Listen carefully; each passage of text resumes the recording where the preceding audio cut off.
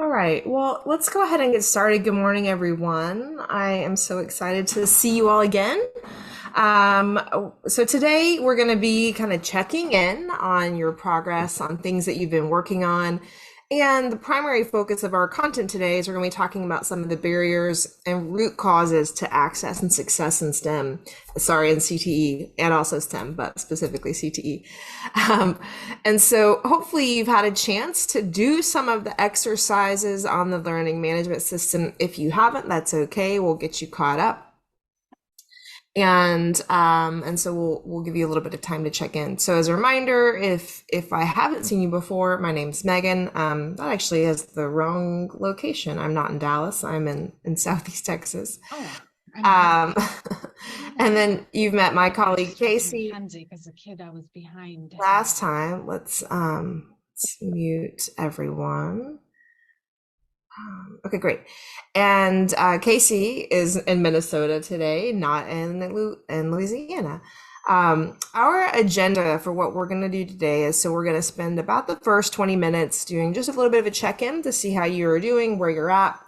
Then we'll spend from 9:20 to 9:50, we'll be talking about the top 10 root causes. We'll continue that for the full hour because we're going to kind of build up into it. For the third hour, we're going to do a case study to help us apply this work. And then the last 30 minutes is about application.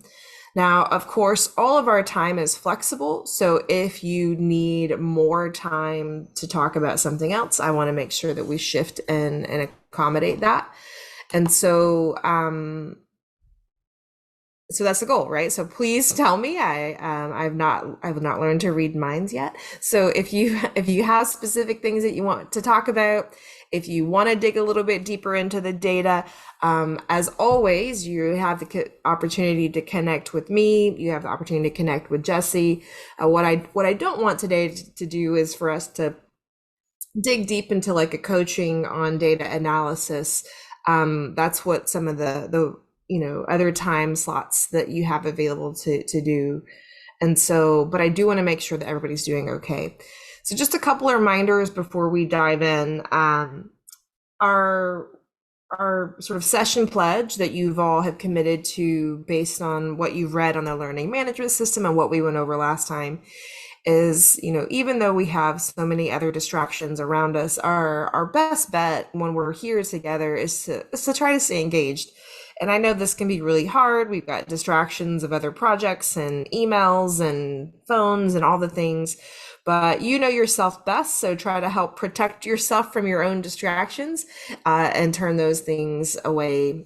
Also today, we're going to be talking about some heavier things than data. Data, can certainly be sometimes fun and exciting, but we're going to be talking about some things that might push on our comfort zones a little bit today. I hope that it expands our own awareness around understanding systems of advantage and systems of disadvantage. But, if you find yourself getting uncomfortable and you're wanting to pull away, really try to lean into that discomfort and ask yourself why you're uncomfortable and really challenge yourself to stay engaged. When we go into breakout rooms, well, and also in our large group, we want to make sure that we're providing opportunities for everyone to contribute, especially when you're in breakouts. I'm not able to kind of help monitor those to a full extent. So I'm looking to you to kind of help bring others in. So if you have somebody who's quiet, ask them, hey, tell me what you're thinking. Also, as we're doing this work, we want to be really supportive of others. All of us have different, we are in different places in our journeys, and we want to be supportive and calling each other into this journey rather than calling each other out. And then finally, we always want to be able to kind of stretch and reflect as we're moving along in this journey. One last reminder is that especially when we begin to talk about really big systemic structural challenges that traditionally marginalized and excluded students face within non-traditional CTE pathways, it's really helpful for us to focus on that which we can control and that which we can influence, and recognize that there are some things that we care about, but we have no control over, no influence over. And so we want to really kind of reel ourselves back in and help each other as colleagues to do that as well. Because when we're trying to make change, when we're trying to make meaningful structural systemic change that provides greater access and opportunity for students within CTE non-traditional pathways, we want to make progress. So we got to make progress where we can. Now, again, as a reminder, you can download today's packet. You can either use this QR code or to find the link in the chat. Let's see, I lost that from my RAM. There we go. So it's today's date, 70b.co/2023-0328. And so you can access that there.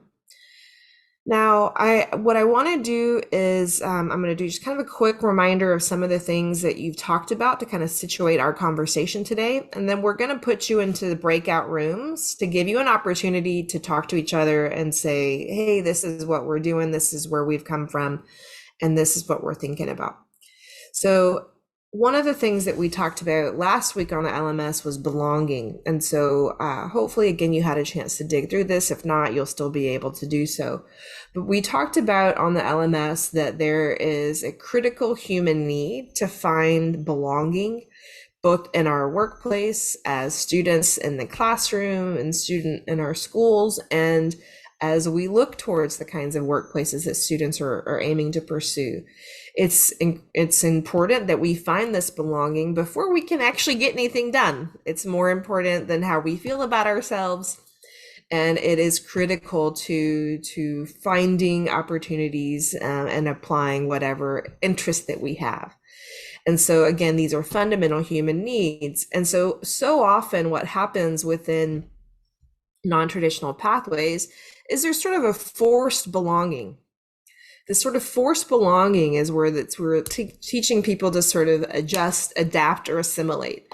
So we're saying, okay, come on in. You can be a woman in engineering, but don't expect us to change how we operate. You have to figure out how to be like us. And so you sort of feel like in this picture, like a triangle peg in a round hole. And as you're jamming yourself into that, you lose part of yourself, right? When you're, trying, and often this becomes a survival tactic. You don't even realize that you're doing it. But this is not the kind of belonging that we want. We want to learn how to create structural belonging. So structural belonging is where students, people, whomever, have the opportunity to show up as their authentic self.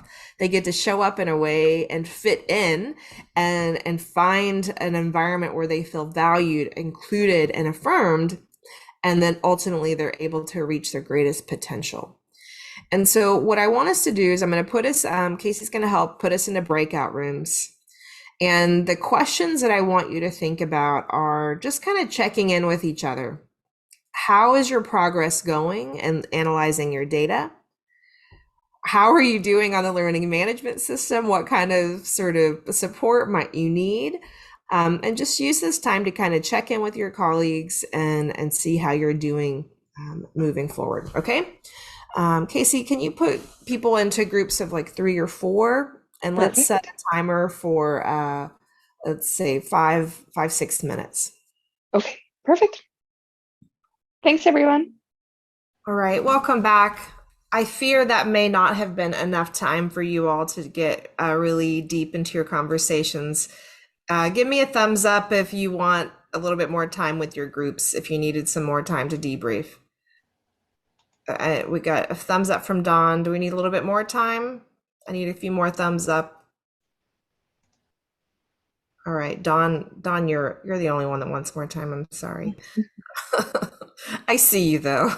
You're gonna have more time to talk with people throughout the day. All right, so let's do any report outs. Who wants to celebrate some success on what you've been able to accomplish?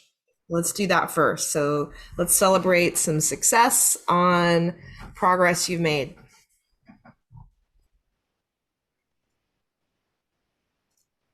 Anything counts, even like I made a spreadsheet. It's worth celebrating. Yeah, it was nice to put the data all in one place. We've had as Jesse probably knows, we've had our own reports for that we've gone with for a long time. So it was nice to make that pivot table and put 4 years worth of data together in one spot. So that was a win. That's great. And have you and your team had a chance to analyze the data yet? Or are you still looking at it? We're still definitely looking at it. I mean, it's stuff that we've seen before, but just not, like I said, not all in one location. So that was good. But yeah, we've been pretty crazy with a couple of different things, Al Yeah. and I. But yeah, we've had a chance to look at it, but not really Yeah. to dig deep enough. We are always, and this is for all of you, you're always welcome to, especially once you get your data in a place where it can be analyzed, you're welcome to share that with me. I have a data sharing agreement with the state, so there's an NDA in place. I'm not committing to analyzing your data for you, but you can share it with me and then drop time on my calendar, and then we can look through your data together. And so you all are welcome to do that. So thanks for sharing that, Eric. What else? Some other milestones that you all want to celebrate?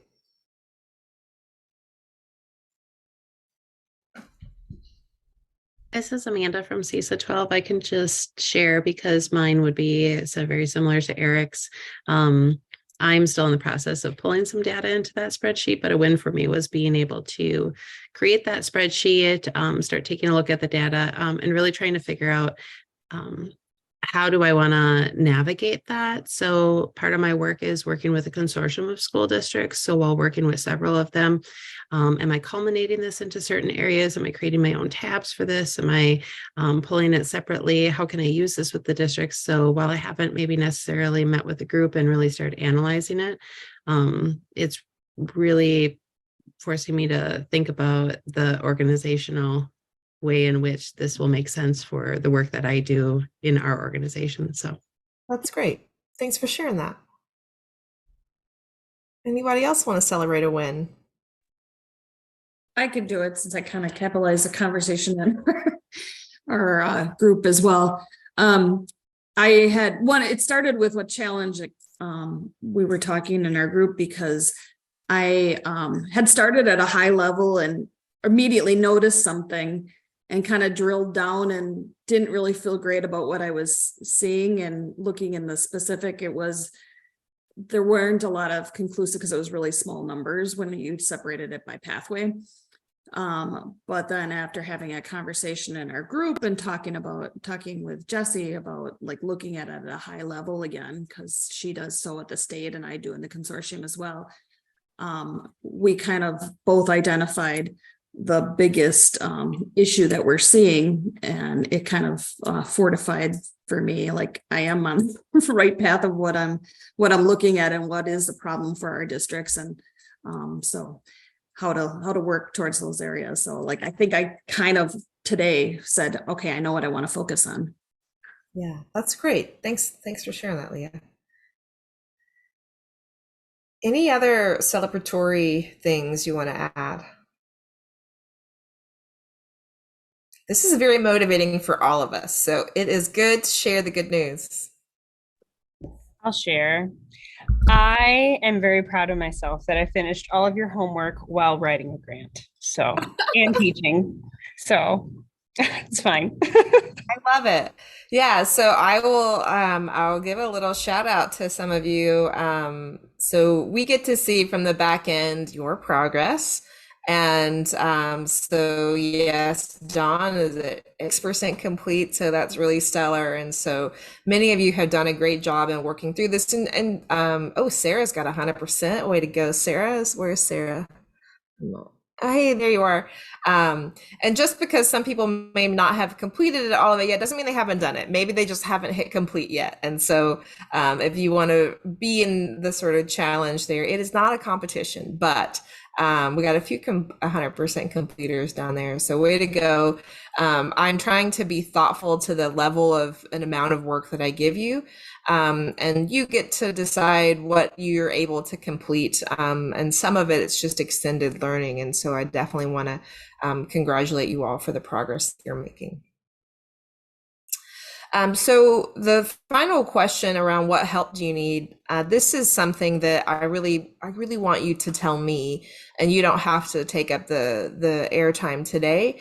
But if you need help, I need you to reach out to me. If you need support, please let me know how we can help you, and so that we can provide that time for you. Sound good? All right. So let's dive in now. I have a question for you. You're going to think, what on earth is she talking about here? But I'm building a narrative here. So I want you to think about a brand or a company that you love and that you've been loyal to for a while. And I want you to reflect on your journey as a customer. So for example, I am a loyal customer to many brands. My favorites are Tumi. So I travel a lot. It's part of my job. Tumi makes really sturdy, not furniture, goodness, luggage and bags. I am loyal to them because when the bag wears out, I call them and they fix it. If they can't fix it, then they send me a gift card for another one, right? They always take good care of me.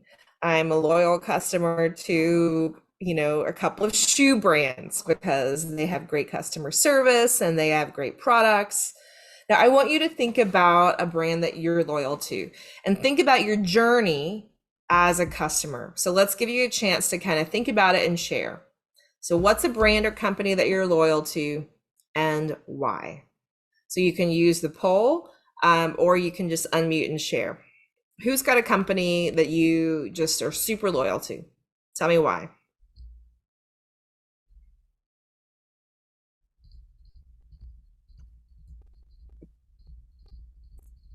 I'll give another example.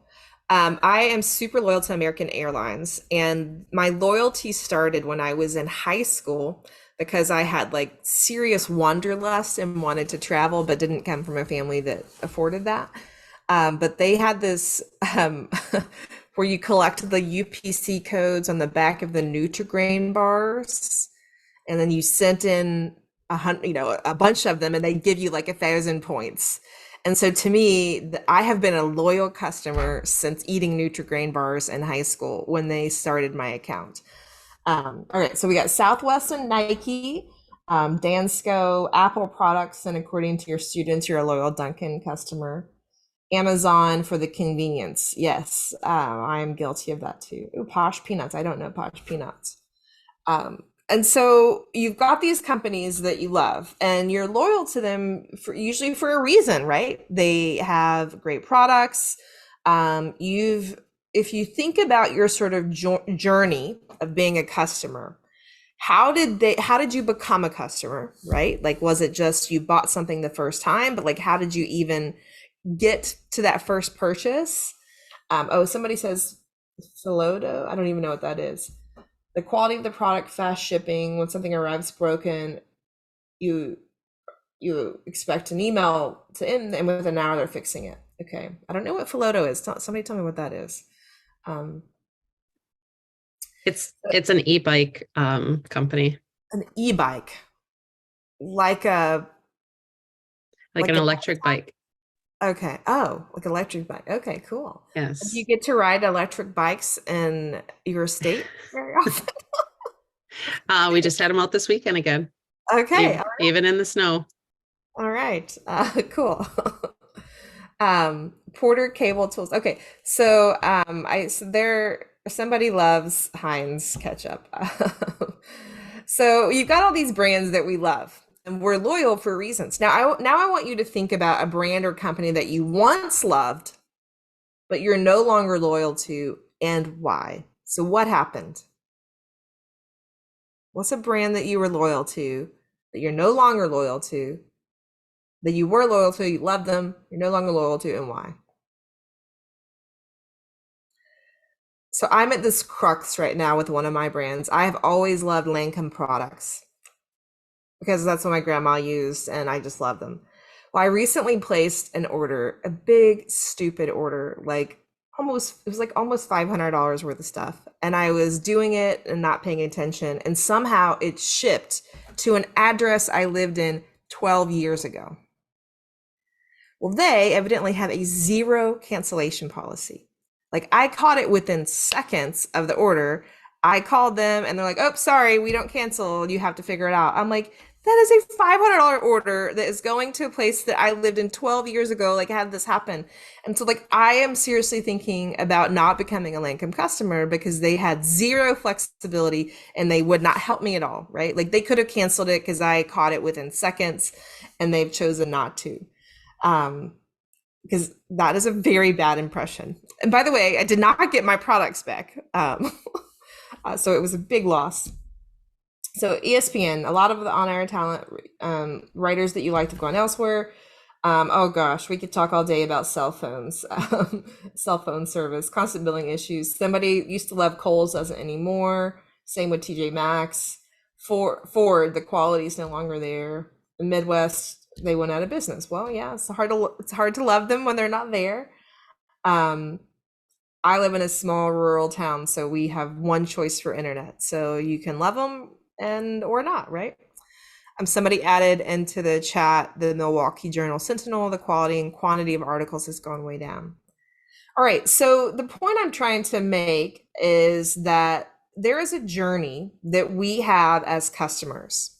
So customer journey maps, particularly this is something I think about as a small business owner, is that customer journey maps help you run your business better.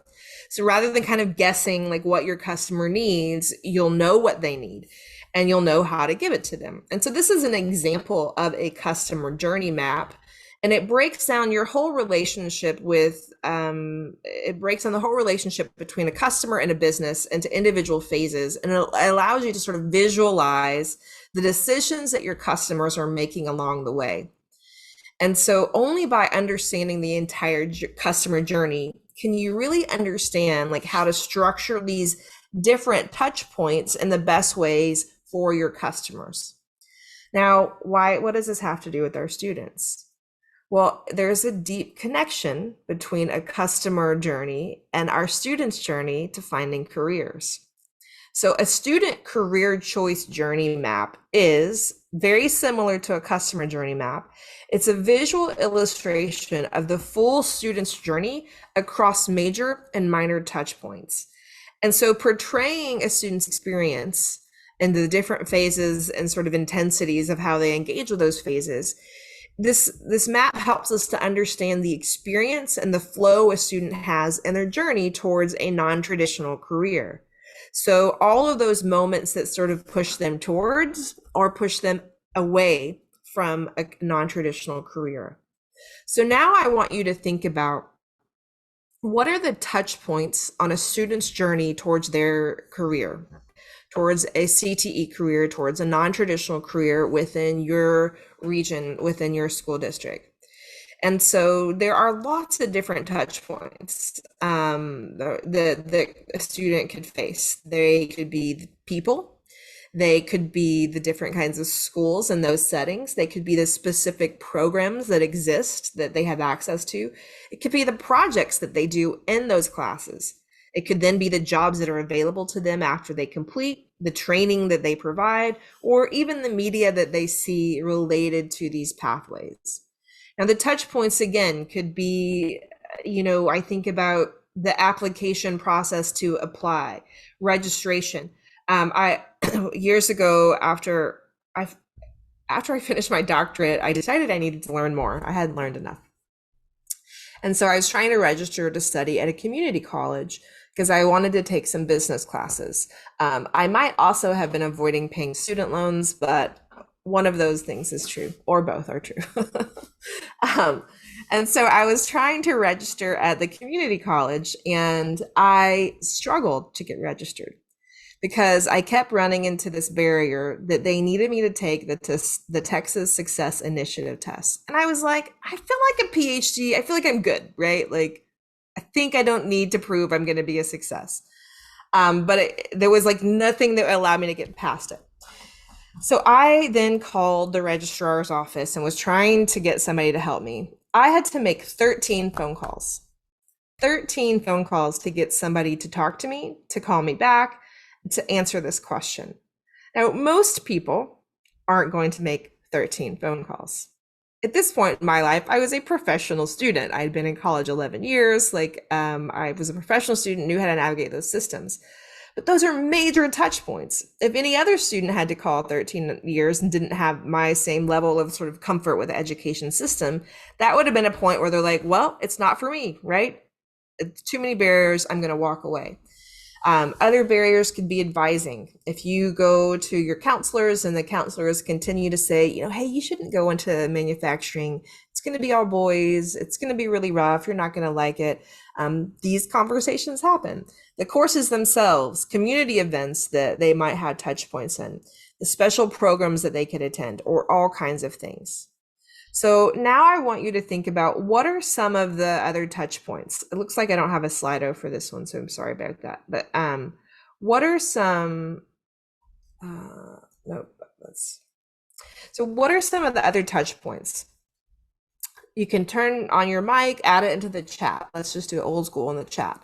So what are some of the other touch points that students have when it comes to CTE non-traditional pathways? Those pivot points. So we actually just recently conducted some surveys of our students through our academic and career planning process. And at the 8th grade level, students had selected experiences as their #1 influencer on which career path they end up taking. At the high school level, and that would be 10 through 12 for our district, they selected that their parents were their #1 influencer. So it was kind of interesting to see that dichotomy over just a 2-year span, honestly, or a 3-year span at the most, between experiences the kids were saying was the most and the parents. So just kind of food for thought out there, but it was really pretty interesting to hear their feedback. That is really interesting. And they took the same survey? That's really cool. Wow, that sounds like great data. Thanks for sharing that, Erin. What else? So Eric added in the chat, partners, parents, other adults. Yeah, so the grown-ups in their lives that are telling them what they should or shouldn't do. So like when my grandma told me, don't be an engineer, women aren't engineers, like that's an influence, right? What else? To piggyback off that, I think friends, peers, I know for like one employer here that we had a work-based learning experience, wasn't hiring students because of a poor experience they had years ago. And then they hired one of my students, and then the next year they hired 4 more because their friends talked to other people. So it was kind of like this small community of their peers that all of a sudden just bam, bam, bam, I've got access to this experience. So I think their peers also have a big influence. Absolutely, yeah. So Christopher added in the chat societal influences, including media. Yeah, so media, television, when we have shows like, again, you'll have to forgive that most of my examples are sort of engineering based, but like, or STEM based, but like the show, oh gosh, what was that silly show that was on NBC for so long? With the scientists, it had Mayim Bialik in it. Somebody help me out here. My brain just. Big Bang Theory. Big Bang Theory. Thank you. I was thinking Third Rock from the Sun for some. So when we have thank you whoever said that. So when we have shows like Big Bang Theory, they perpetuate some of those negative stereotypes, right? And they become very influential. That was a very influential show, even though Mayim Bialik herself has a PhD in neuroscience. Yeah, I'm a huge fan of her too. Industry visits. Yeah, so if students get a chance to go visit industry, that could be a great touch point that encourages or discourages, right? I remember like when I was in high school, the only sort of industry visits that we had were of all of the big chemical plants, and the chemical plants like don't look fun. They're dirty, and they're the men, because they're mostly men who work there, like wear really ugly clothes, and they work long hours. So like that was not ever a positive experience for me. I was like, yeah, this is not for me. So if this is what STEM is, I'm out, right? I even remember doing a job shadowing at one of the plants with someone, and it was not a good experience, right? So it was not enough to make me want to choose that pathway. So these things can be good touch points or bad touch points. Anything else? What are you thinking about?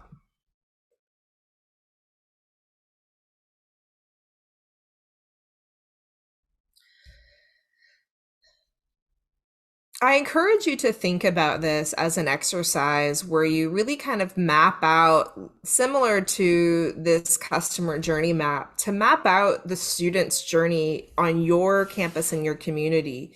Now, specifically thinking about, all of the things that you have control or influence over. So you might have influence and some control over industry visits and job shadowing. You may have some influence over parents, right? But there are some things like the media and Big Bang Theory, like we don't have control over that, but we might have some influence to sort of counter some of those messages, right?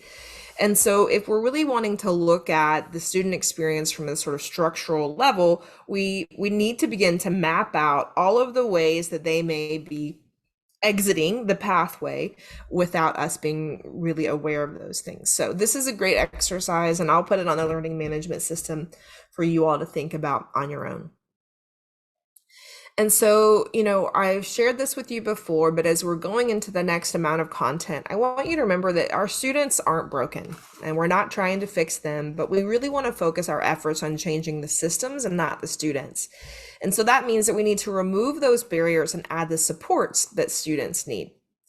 And so I think we all know this next bit, but just in case, so a non-traditional career is anyone in which one gender represents less than 25% of the workforce. So women in engineering, men in nursing. And many of these careers are high demand, high wage jobs, and it's imperative that we really aim and remove the barriers and increase the participation and completion of men and women within these pathways. And so again, this workshop that we're going to do today equips you with some tools and strategies to do that. So again, there are multiple pathways. This list means comprehensive, but these are some examples of non-traditional careers for women and non-traditional careers for men. Now, I want to get your neurons firing, and I want you to think about when you hear the phrase, what are barriers? What do you think are some of the barriers to access and success and non-traditional CTE pathways and careers? So what are some of the things you already know? So what are those barriers to access and success? So some of the things that you've already listed, like societal influences, media, those could be barriers to access and success. But tell me more. You're also welcome to unmute and talk about barriers and access to success.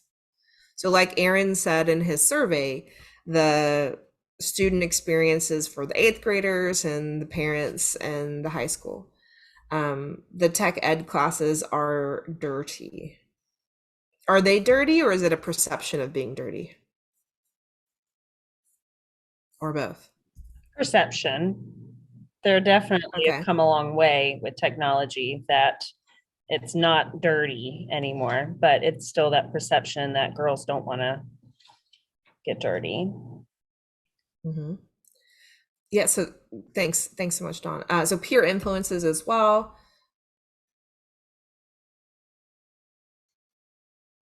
What else? Got a handful of you typing. Again, those parental or cultural influence. Perceptions of who should or shouldn't be, so the societal norms. Politics, students needing a social security number, cultural norms not aligning with the school or career norms. So students have to have a social security number to go into CTE pathways? No, for work, most For work. positions, so careers. Got it. Okay, thank you. So CTE courses being recognized as rigorous can be a barrier. Their own personal biases. What else? What else are you thinking about? All right, looks like we got everybody's thoughts in. We got one more person typing. I want to give them a chance to contribute. And then we're going to talk about understanding of what is all encompassed within career clusters or pathways, not knowing what all can be done with this education. Yeah, so not seeing the potential of career trajectory with the CTE pathway. Excellent. Thank you for your contributions. So what we're going to be talking about today is we're going to be talking about the 4I, interlocking 4I model, and then we're going to be mapping to that what the literature tells us are some of the most influential root causes for participation. And so this is kind of our roadmap for today. I know that some of you had the opportunity to do some of this pre-work. That's good. We're going to be building on that. And so I want us to first talk about sort of root cause, so we understand this terminology that I'm using, and then when later or for the next month's training, we'll be talking about root cause analyses. But we do need to understand what is a root cause, so that it helps us understand the literature that points us to these different kinds of barriers that students could be facing. So I want you to think about what's a root cause. Like, how would you explain that to a 4-year-old? How would you explain a root cause to a 4-year-old? Meaning, I'm not asking for like a big fancy definition. Just thinking like, how would you assign this to an approximate 4-year-old? I know some of you have kids in this room. So how would you explain a root cause to your kid? Just unmute and tell us. Somebody.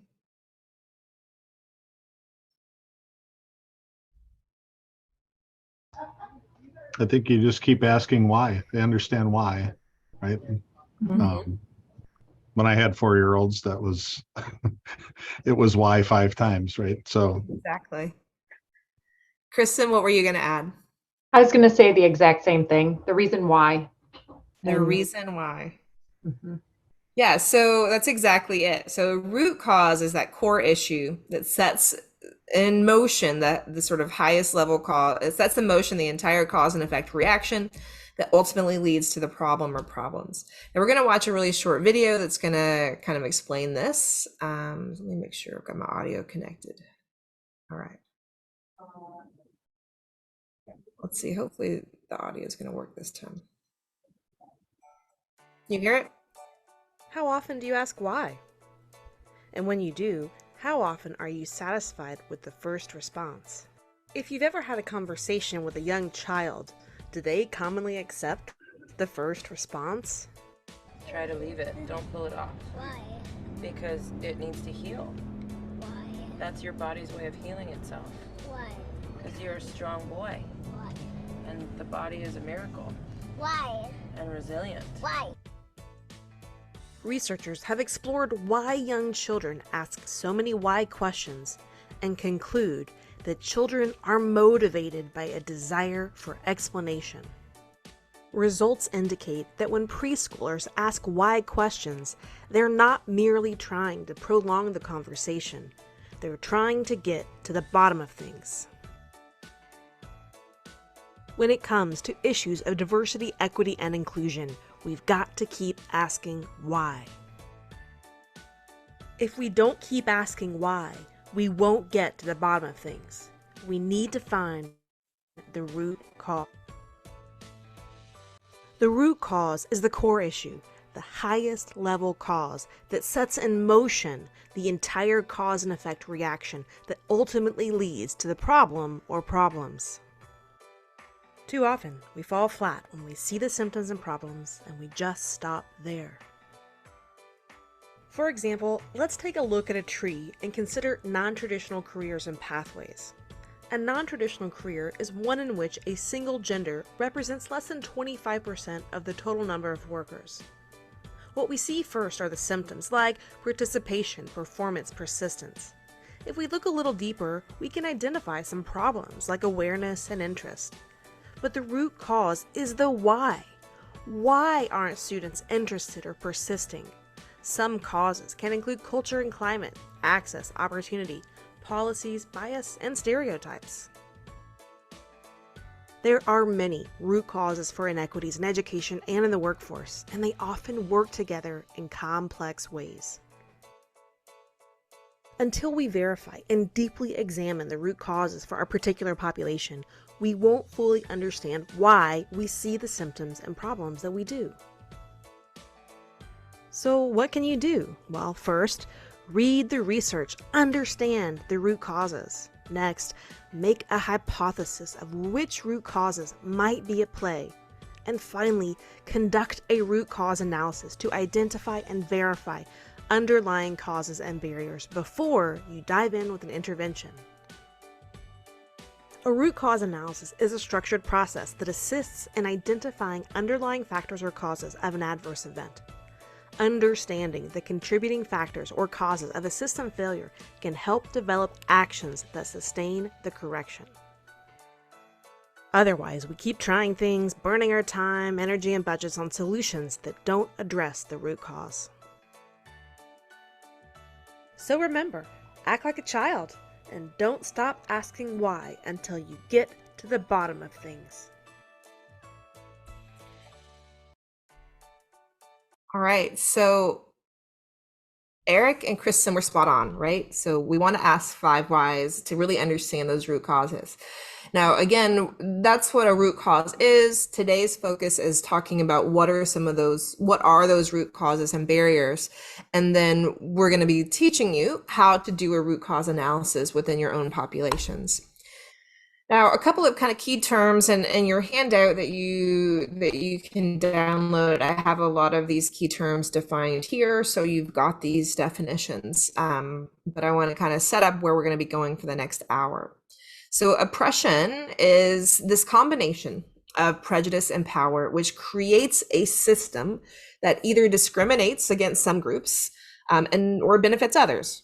And so examples of these systems are sexism, racism, heterosexism, ableism, it's all the isms, classism, ageism, anti-Semitism.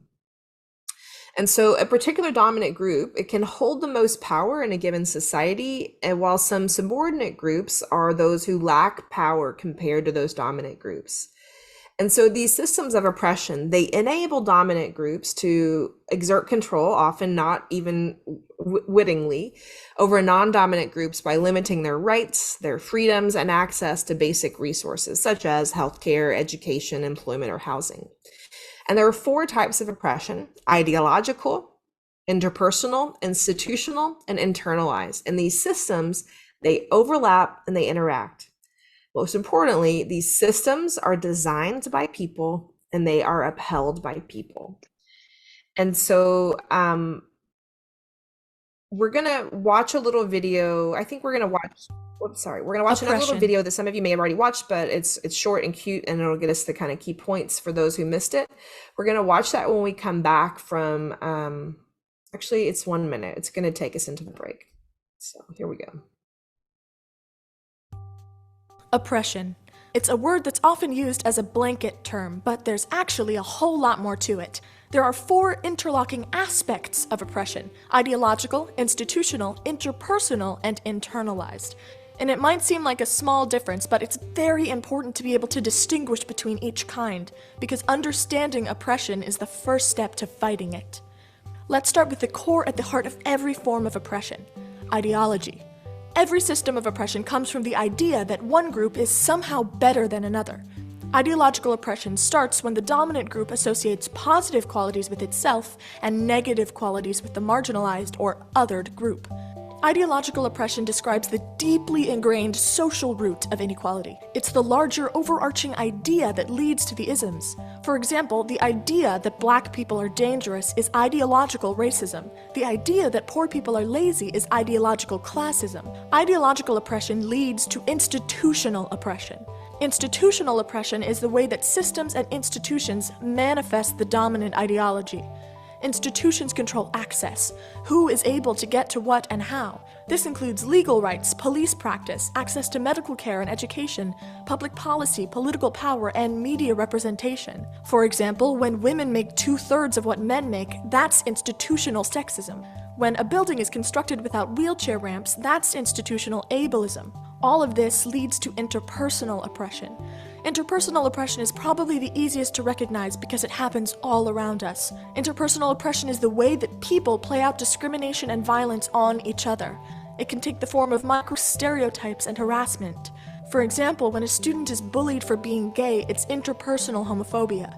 When a Muslim person is told that they're a terrorist, it's interpersonal Islamophobia. And all those forces, ideological, institutional, and interpersonal, lead to internalized oppression. Internalized oppression is the way that people with marginalized identities internalize narratives of their own inferiority. It's what leads people to feel less than. This is the end goal of oppression. The oppressive party doesn't need to exert force any longer because the marginalized group is enacting oppression on itself to maintain the status quo. It's important to remember that it's never a marginalized person's fault that they feel internalized oppression. It's simply what happens when someone faces negative stereotypes, low expectations, and ongoing discrimination. So, for example, an immigrant feeling embarrassed about having an accent is internalized xenophobia. When a trans woman feels that they can never be a real woman, that's internalized transphobia. So, to review, the 4 I's of oppression are ideological, institutional, interpersonal, and internalized. Each of these types are interconnected and completely supported by the others. They can never exist on their own and can even be seen as a cycle. Now that you understand the different kinds of oppression, you're even more equipped to fight it.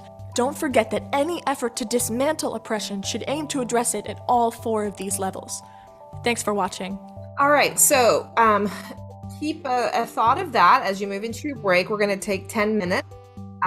We'll take 10 minutes, and when we come back, we're going to dive into talking about each of these top 10 root causes. All right, we'll see you back in 10. Okay, welcome back, everyone. Welcome back.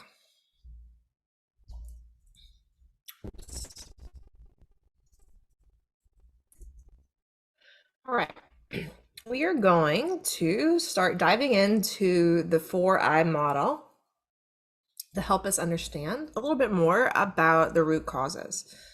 Give me just a second.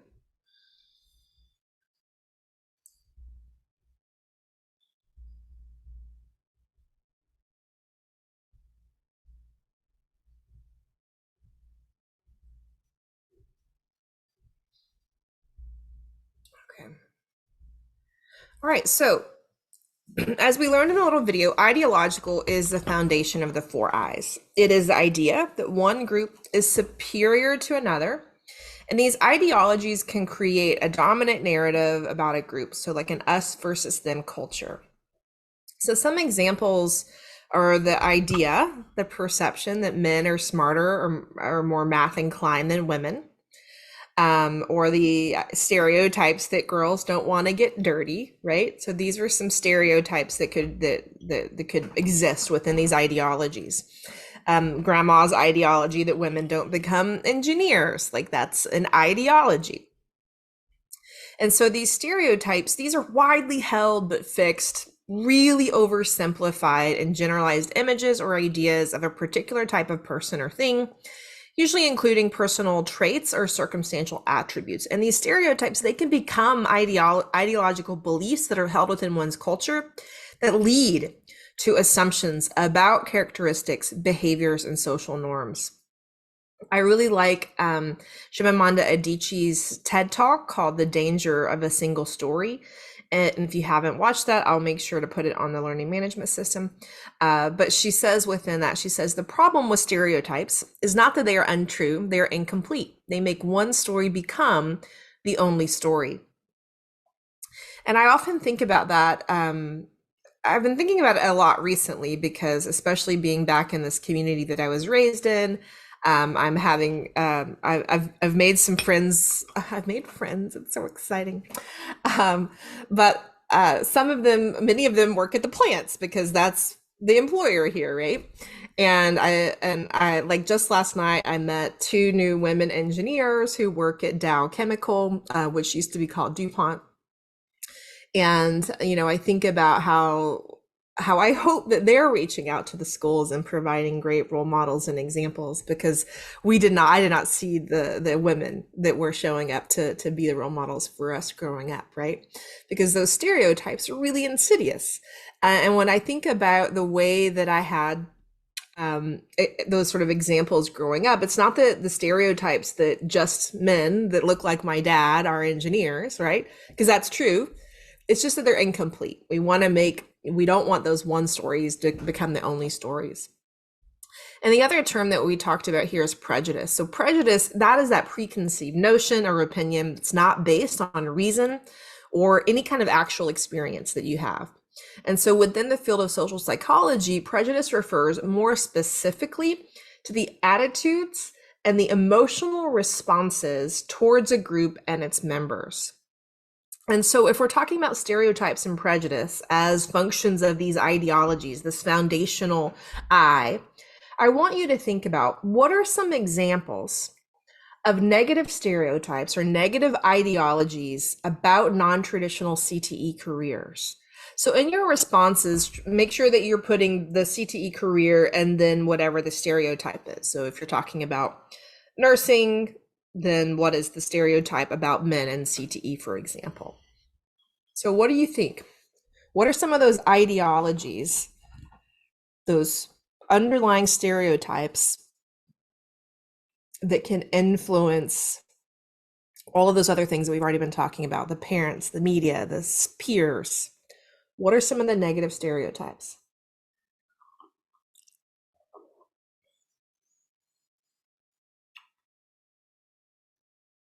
So Eric adds in the chat that nursing is not viewed as masculine.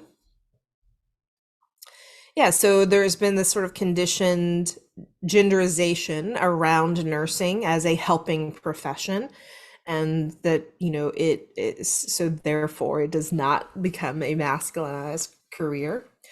All right, we got a handful of people typing on this Slido. Oh, a belief that females are not strong enough so they can't go into construction. So this one was always funny to me. So I'm sure I've shared this, but I was a competitive power lifter for 18 years. I was stronger than most men I knew, except for my powerlifting friends, because they were really strong too. But being a strong female and to have men tell me I couldn't do something, I'd be like, well, how much do you squat? Because I bet I squat more. But that's a perception, right? That not all women can be strong. Again, so somebody adds the engineering there, that men are better at math and science, the auto repair is dirty. Yeah, from what I know about auto repair now, most of the cars, unless you're like digging in something, like it's a lot of times you're just mucking around with the computer, right? Because you're trying to fix those systems. The sort of stereotype that working on vehicles is a boy thing. The social construct, like gender, is more valued than the actual career skills and strengths. Yeah, thanks. Applause to whoever acknowledges that gender is a social construct. Somebody's been taking some grad school classes, I think. What else? What else are you thinking about? Maybe something that you faced.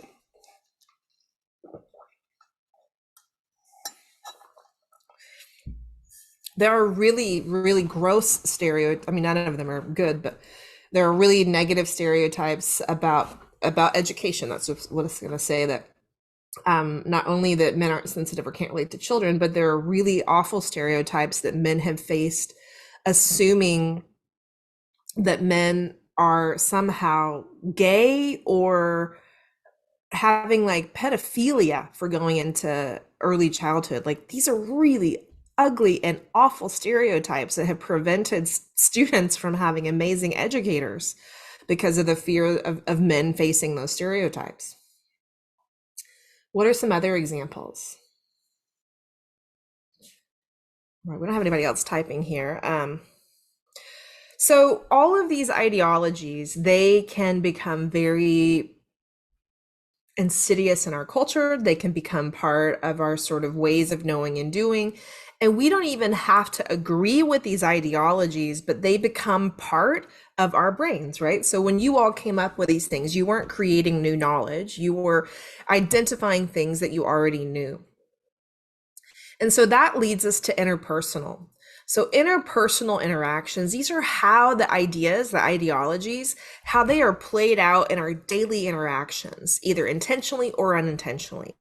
And so this includes implicit biases, micro messages, perpetuating or not interrupting stereotypes, not recognizing power and privilege. And so these are some of the examples from the literature that tell us that these are some of the primary root causes that people face at an interpersonal level that we need to begin to understand. So bias is one of the biggest ones. So whether we're talking about implicit or explicit, so bias, it is an expression of prejudice and stereotypes. And so this bias, it is some kind of prejudice in favor of or against a person or a group compared with some other one, usually in a way considered to be unfair.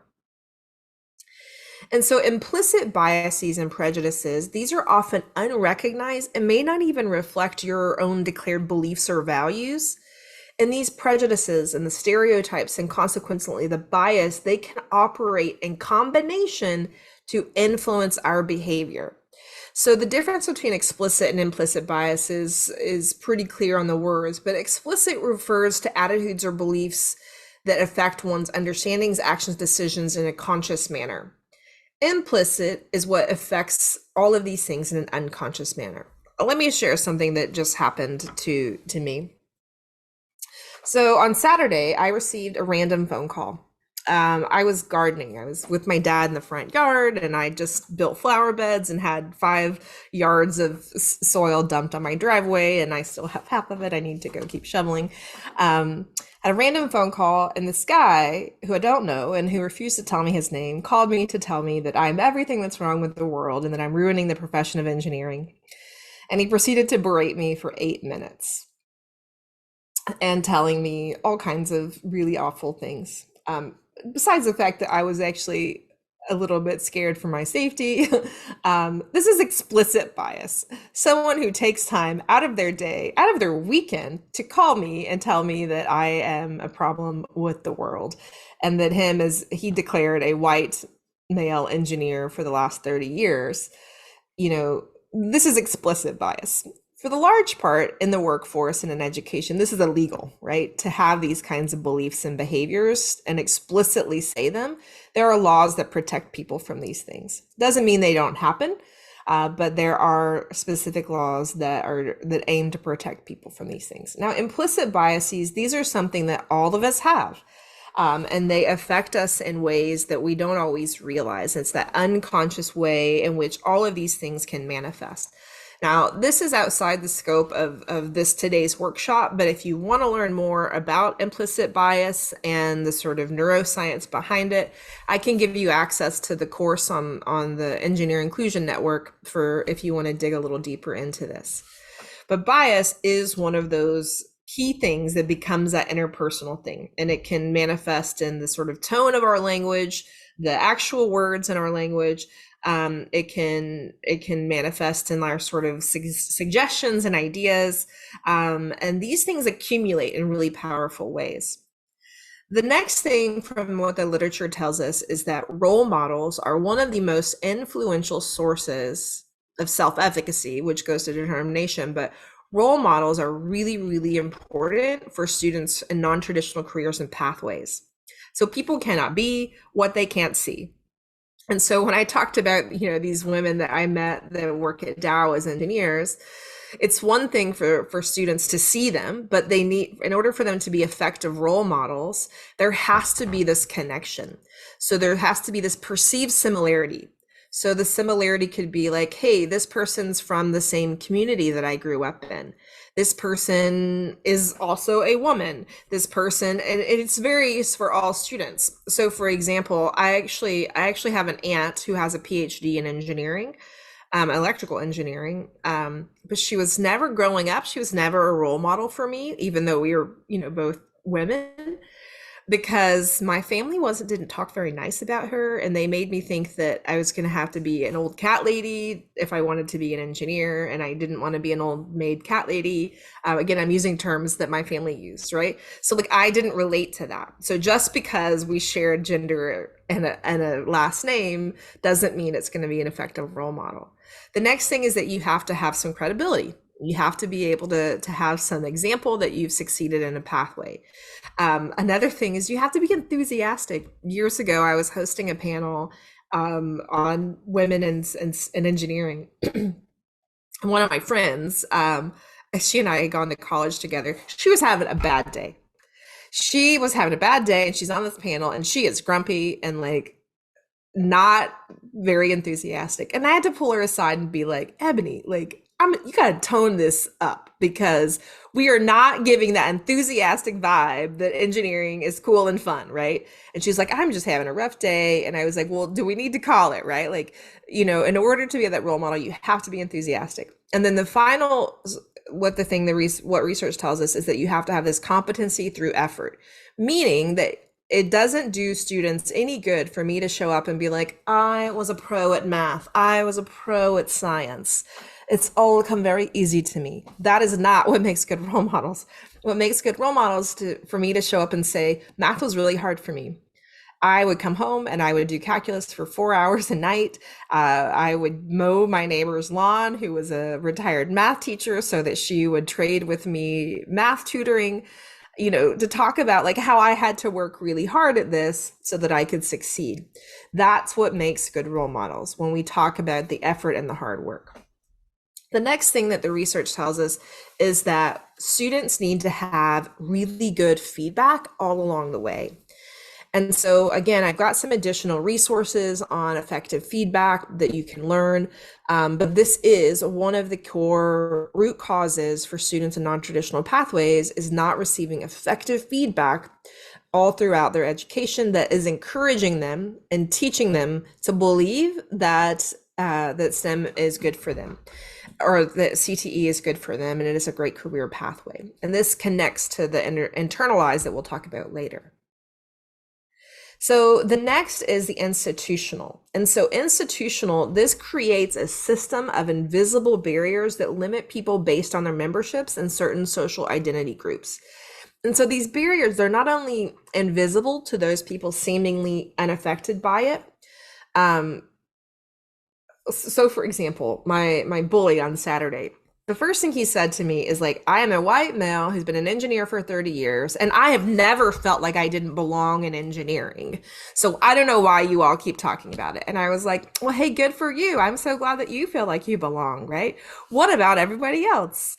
You know, so like to him, he doesn't experience those barriers. They're invisible to him because his lived experience as in his work experience, he's not faced those barriers. And he was able to oblige when I shared with him, when I said, you know, hey, on my first day as an engineer, I was told you don't deserve to be here. You were only hired because you're a pretty little girl. He was like, yeah, that's bad, right? Like he could oblige that these things are bad. When I told him that I faced tremendous sexual harassment and by men, both in the fab, after hours and in offices, and he was like, yeah, that's bad, right? Like, but he's like, nobody's ever tried to do that to me. And I was like, great. But it happens to other people, right? So even though we don't see the barriers, doesn't mean they don't exist. And so institutionalized oppression, it occurs when it's established in our laws, our customs, our practices, our norms, and they reproduce inequities based on whatever kind of membership people have within these different kinds of groups. And so according to the literature, there are about 5, well, there are many, but 5, these are the 5 top ones that we're going to talk about. So institutionalized culture and climate can become a really serious and insidious problem. So culture is this sort of integrated patterns of human behavior that includes the thoughts, the communications, the actions, customs, beliefs, values, and institutions that sort of create these racial, ethnic, religious, and social groups. So culture is, we have a culture within our group here. We have culture within the Wisconsin community. We have culture within the Southeast Texas community. So there's all kinds of sort of patterns of behavior that create these cultures. And why culture is important is because it shapes our beliefs and our biases about people based on their age, their gender, their race, their language, their all kinds of other factors, often without our realization. And climate is how people experience a work environment.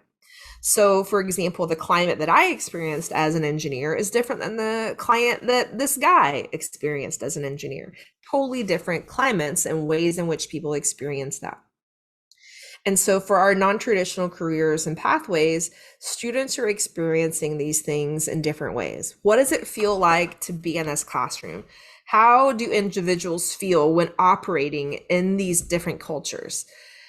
What are the conditions that sort of lead to the general mood of a space? And so when we can consider the sort of collective experience of all the talent and of within these pathways, you're evaluating the climate.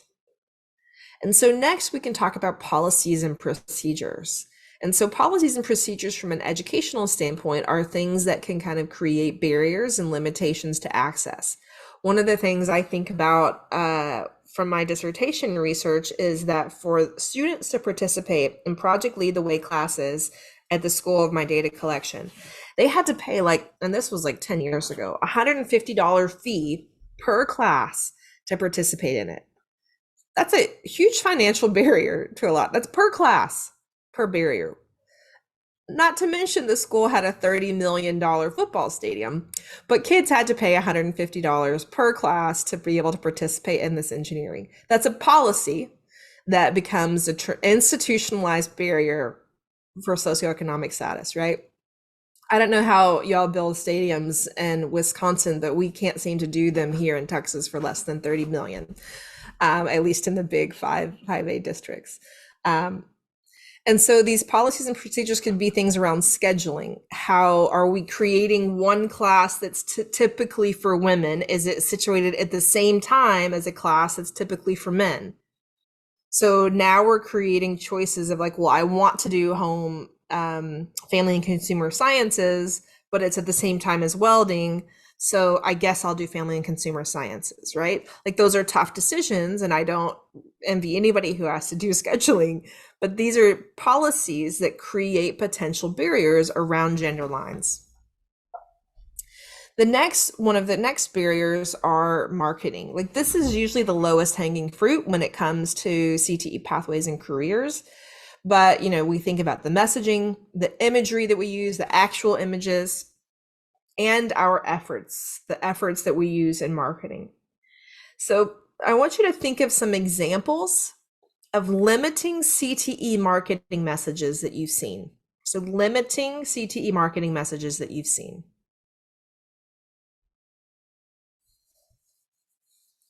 What can you think of? Certainly examples would be posters of nursing being all women.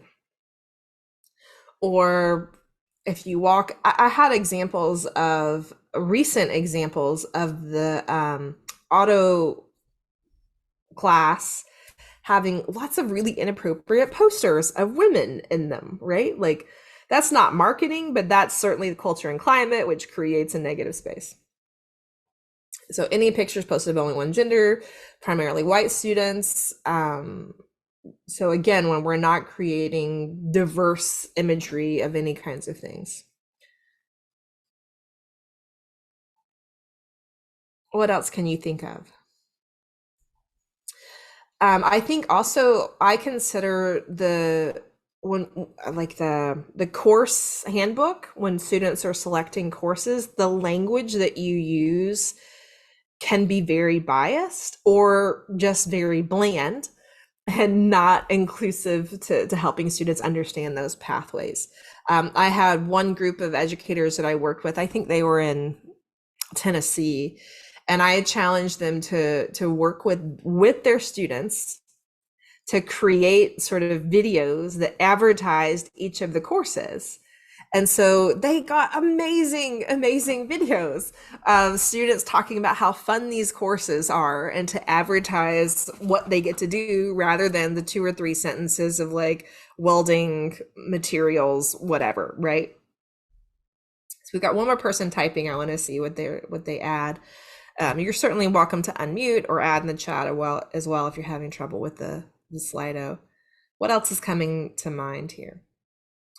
So a dental hygienist flyer only uses white female imagery. If it were my kid, language used. Yeah, so that's who makes up most of the dental hygienists, or white women. And so we want to be diverse in that. And there's also a danger of tokenizing, which means that you sort of select the one student to be the one student of color to be on the poster. So you don't want it to be that, but we just, again, want to be thoughtful to the sort of breadth of imagery that we use so that we're, creating as diverse as images as we can. One of my friends that I worked with at Texas Instruments, Chauncey Lundy, she is a Black woman, and for like 10 years she was like literally the poster child for all TI's imagery, and she talked very openly about being tokenized as the young Black woman who was put on all the posters, right? And it benefited TI, and maybe it benefited her too, but like it still didn't feel good to her, right? To kind of see her poster, her face on all of TI's things. We both left TI about the same time. So one thing that we can think about is, and this is a research study that's specific actually specific to engineering, but I typically teach this when I'm talking about STEM, and STEM is a big part of CTE. But the National Academy of Engineering back in about 2010 did a market research study, and they wanted to create messaging that helped, that aligned with student interest. And so what they did is they asked, thousands of engineers, what do you do? And so then they created all of these statements, and then they had students rank the statements of which statements were most interesting to them.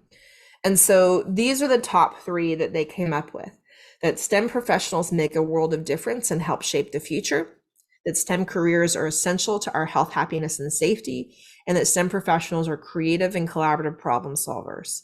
So these messages are like market tested and approved, that when we use these messages rather than STEM is hard, or, I remember years ago, I wish I had a screenshot of it, but many years ago on the college board, they had all the different careers, and it had engineering.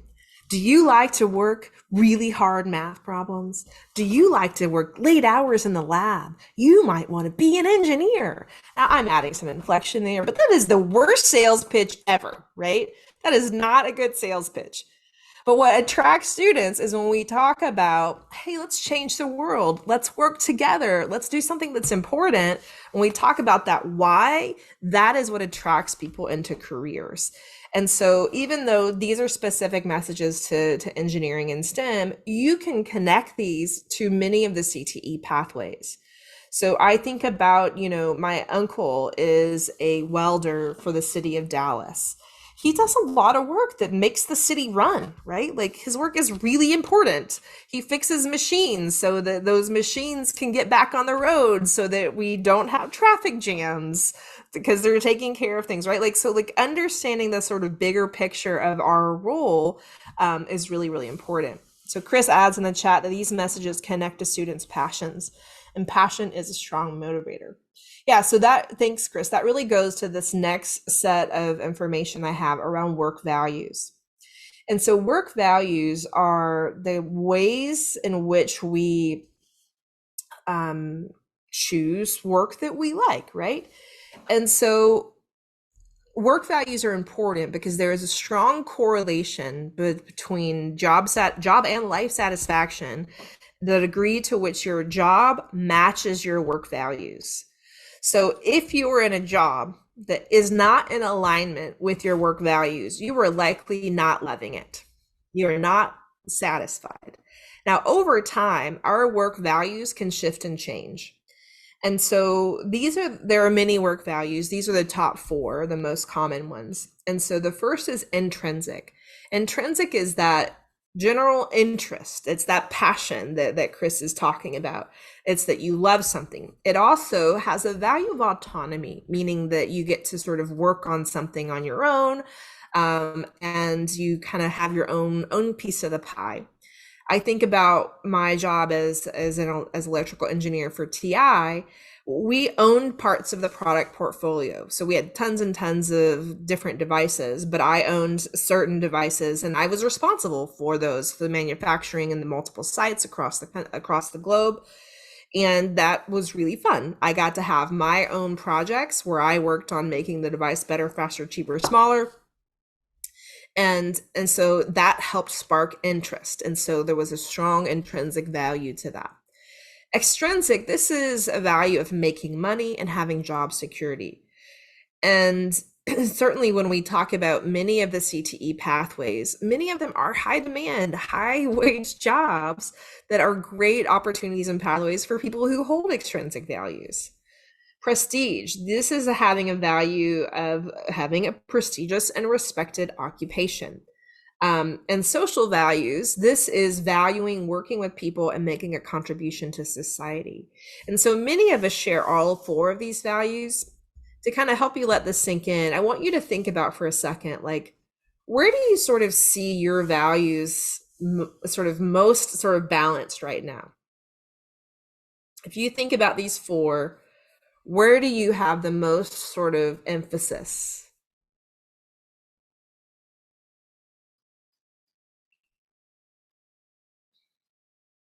Extrinsic could also be things like work job flexibility.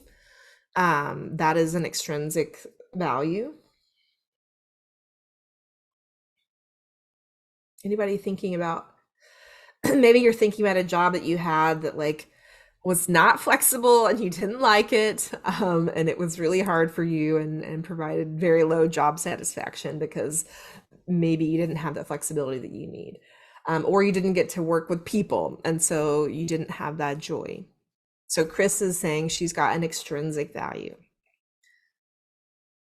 I definitely have a pretty high extrinsic value when it comes to job security. As a single person, it's also important for me to make money, but like, but I value flexibility like really, really highly.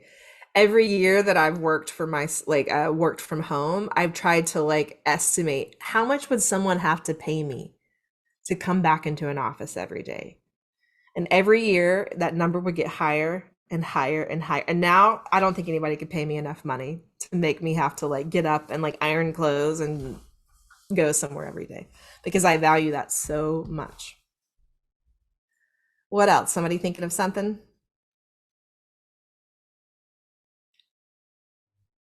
So when it comes to our students, so often we lead with the extrinsic of like, hey, you can make a lot of money. And that's fine, right? Like students typically have that sort of path of, you know, like immediate Maslow hierarchy of needs. Like I gotta take care of those things. But we also need to talk about the careers in a way that aligns to the multiple values, because that's where we usually lose opportunity. We're not talking about, hey, how do you find those passion? How do you get to work with people in these kinds of jobs? So that's the point here, is that we want to be able to pick messaging that aligns to multiple work values. So thanks to Tammy and Kristen for sharing some of their work values as well. All right, so the next key thing here is to talk about intersectionality. Now, admittedly, this term has been lost in the zeitgeist and has really been misunderstood and and just confused generally. And we talked about this last time as it came to our data, and so we're not going to go super deep into it. But what we know is that intersectionality is really important from an institutional perspective, is that we need to be able to understand the experiences of students with multiple overlapping identities. And so intersectionality, it again is that interconnected nature of all the categorizations that can create those overlapping and interdependent systems of discrimination or advantage. And so we have all of these different dimensions of intersectionality. I can't remember if I showed you the video on intersectionality last time, but I'll put the video on the platform to watch that just in case. And then the last one on student voice. So I'm on a little bit of a soapbox right now for this, because I am working on this, and if I already told you this story, I'm sorry, but I'm working on this grant through the National Science Foundation and the National Academies of Engineering. And it is to create a blueprint for systemic change for engineering education. And they had invited, there are 130 professionals who gave up 4 days of like training to come together and have this brainstorming thing. And then about a quarter of that are giving up multiple other days to fly to DC to create this blueprint, right? And so I show up on day one and I'm like looking at the roster and it's a pretty small community, so I know a lot of the people, but I realize like there are no students here. And I ask like, hey, where are the students? Oh, what would they know about higher education? Someone says. I was like, they probably know a lot. It's not too late. We could still invite students. And so I've been really vocal about this. And on Friday, I gave a keynote speech at a conference, the morning keynote, and I talked about these barriers, and I called out this grant. And guess who was the lunchtime keynote speaker? The principal investigator of that grant. So that was fun. But she had already known that I was very critical of this. But we can't make decisions for people without giving them a seat at the table. And students, they have such a powerful voice of understanding their own lived experiences and the ways in which they can contribute. And we are missing so many brilliant opportunities to not only engage them in the processes of our decision making, but to train them and to teach them to be the leaders of tomorrow. So I want to challenge you to think about, and then we're going to do one last section and then go into breakout rooms. In what ways might students' voice positively influence CTE programs and pathways on your campus, in your region, and your community? So feel free to unmute and share as well. But I want you to think about, if you truly engage students in the process of expanding, increasing student participation in these pathways, what ways might it help?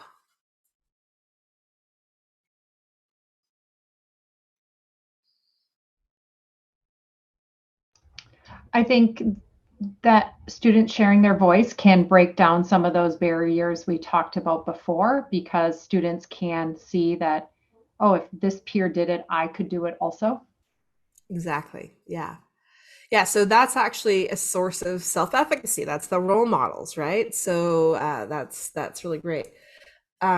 Creates accountability, making sure we're communicating effectively and meeting their needs, and empowers students as near peer role models. We can stop guessing at the problems or barriers and hear them directly from the source.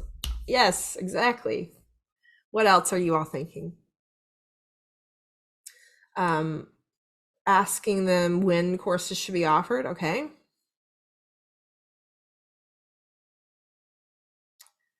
Nothing about me without me. Yes, exactly. All right, we got one more person typing. I want to see their contribution, then we're going to move forward. But the point is that when we involve students, when create testimonials, referrals, yes, great ideas, this really engages them in the process. So if you're trying to make decisions about things, we want to engage them and put them at the table. Excellent, thank you. So the last source of self-efficacy is a function of the three external. So interpersonal, institutional, and ideological, these are these outside external forces that then create internalized oppression. So again, key point here, oppression always begins from the outside of the oppressed group. But by the time it gets internalized, the external oppression, it need hardly be felt because it has already done its damage. And so people from the oppressed groups, if they feel badly about themselves, if women feel like, hey, I shouldn't be an engineer because I'm not good at math, even though they actually make 95s, but it's a perception that I'm not perfect at math, therefore I'm not good at math, because this is a fact and what the research tells us, then that's a function, it's a nature of the system. We often talk about like imposter syndrome, if you've heard of this term.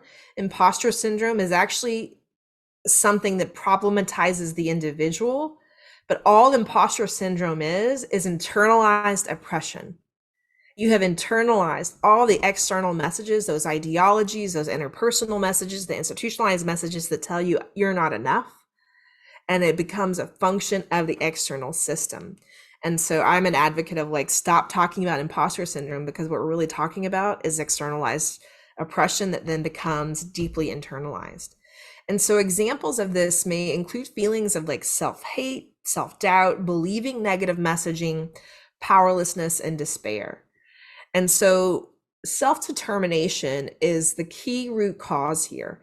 And what that is it's each person's ability to make choices and manage their own life. And when we look at the literature, self-determination can be broken down into several social learning theories. I'm going to talk about a couple here really quickly, and then we're going to go into breakout rooms. So the most important one here that we've actually had multiple connections to is self-efficacy. So self-efficacy is the belief one has that they can accomplish a task. And when we're talking specifically about CTE and STEM, self-efficacy has been proven to be one of the #1 sources and root causes and barriers for women entering into non-traditional careers and pathways. And so self-efficacy answers that question, can I do this? And why self-efficacy is important is because it predicts academic achievement, whereas high self-esteem does not. High self-esteem answers the question, how do I feel about myself? I don't have to like myself, but if I think I can do something, that predicts my achievement, not my self-esteem. And as a child of the self-esteem movement, I wish there'd have been more time building self-efficacy than self-esteem, because the self-esteem movement didn't work, right? Like it didn't deliver on the outcomes they wanted. And so mindset, the next component of this, is a self-perception that people hold about affects how they approach tasks. Most commonly, we talk about growth and fixed mindset. Encourage you to read Carol Dweck's work on growth mindset, and it answers this question, can I improve with effort? And I've got some additional tools and resources if you want to learn more about these things. And so what I want to do now is I'm going to jump forward to kind of wrapping this section up. We're going to put you into breakout rooms. I want you to debrief what we've just talked about. So Casey, if you can set up groups, put us in groups of about 3. And I want you to think about which of the 10 root causes stood out to you the most and why. And then think about, how do you notice the 4 levels of oppression at play for students in your community, specifically related to CTE pathways? And so I want you to talk about these 2. That'll kind of lead us into the break. When we come back, we're going to be reading the case study. And so if you are someone who likes to put your hands on something to read, then you can print this document. We'll be looking at the case study on page 7. And so again, whatever your comfort level is. And the content that we just went over is also in your handout. The 4 I's are here.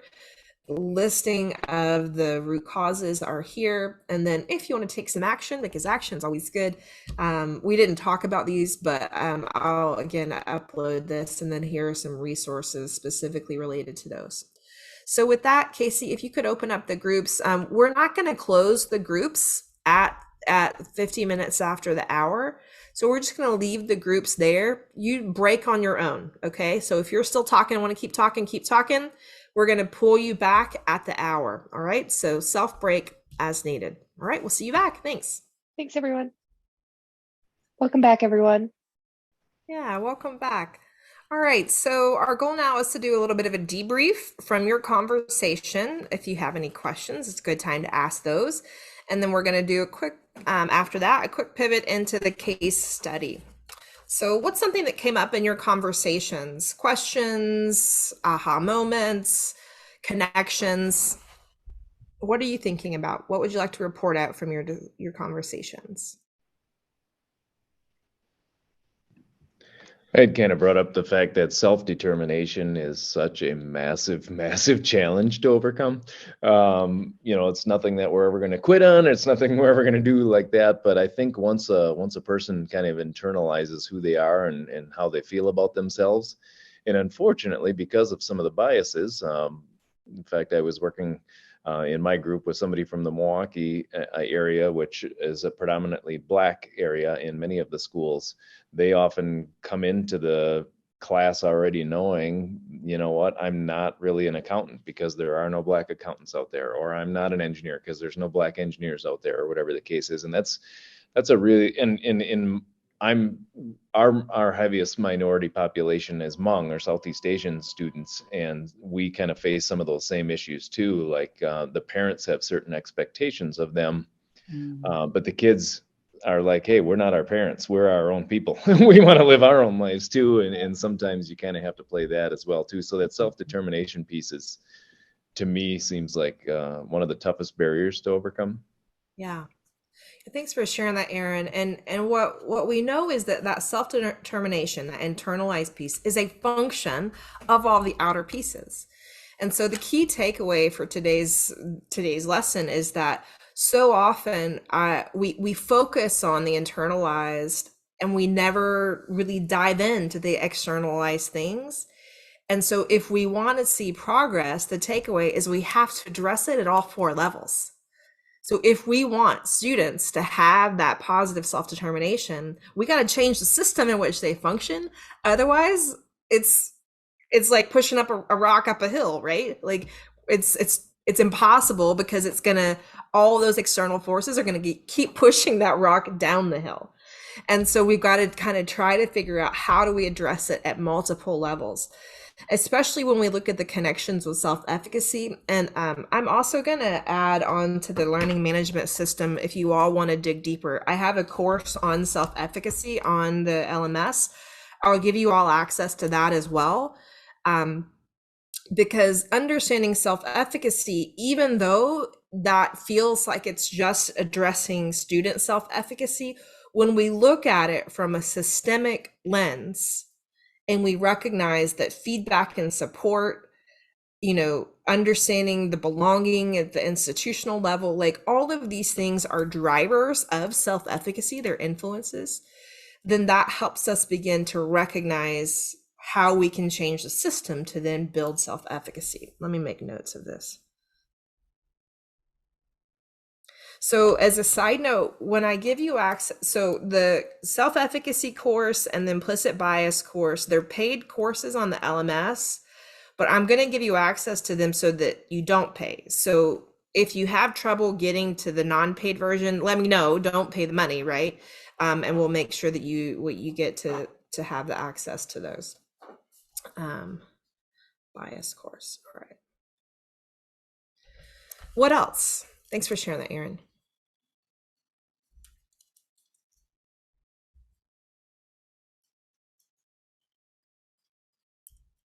I've been joking lately that I don't know if it's age or just my own power and privilege, but I've sort of found myself at a place in my career where I've stopped playing nice to I guess I've stopped sort of pandering to the larger sort of normal ways of knowing and doing. And so I also called out in my, for example, keynote at this conference Monday, like how much I abhor most mentoring programs, because they are designed to, so many people are like, oh, we're going to create a mentoring program, it's going to solve all our problems. And I have never been a part of a mentoring program that has actually truly solved an issue. What usually happens is there are some relationships that pan out and they're great, but mentoring, it's designed to sort of be right in the middle of this little map here.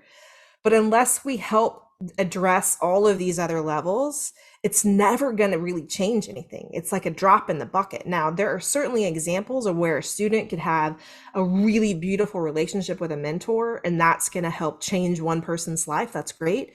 But from a systemic structural level, which is what we need to accomplish in order to truly increase the participation, completion, and concentration of students in these pathways, we've got to create solutions that address all 4 levels. Now, I do think it's possible to create a mentoring program that addresses all 4 levels, but that has to be intentional, right? And so we have to be really intentional about that.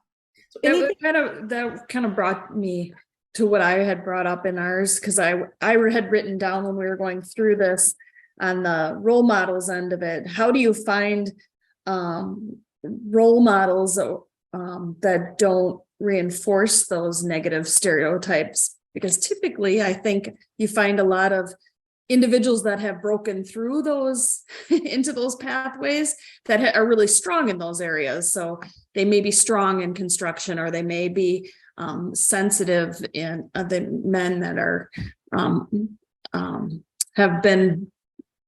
have worked well in health sciences or something. But how do you how do you not reinforce those negative stereotypes to introduce those students? Yeah, so it's a great question, Leah. One of the things that I encourage people to do when they bring in speakers is to tell them, I want you to model the struggle. I want you to talk about how you've overcome challenges. What I don't want you to do is to talk about how easy everything was for you. Like, that doesn't benefit my students. And so I don't have any, I have some specific tools that I've written for STEM role models. I did this video many years ago, but I can share that.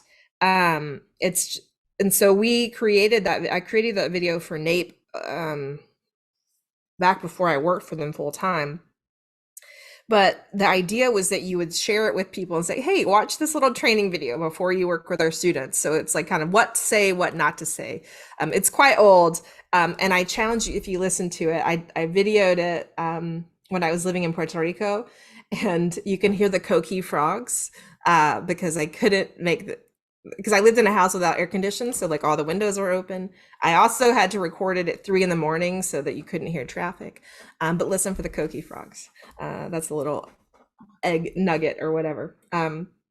But so things like that. So like tell people that you're inviting in that you need them to model the challenge.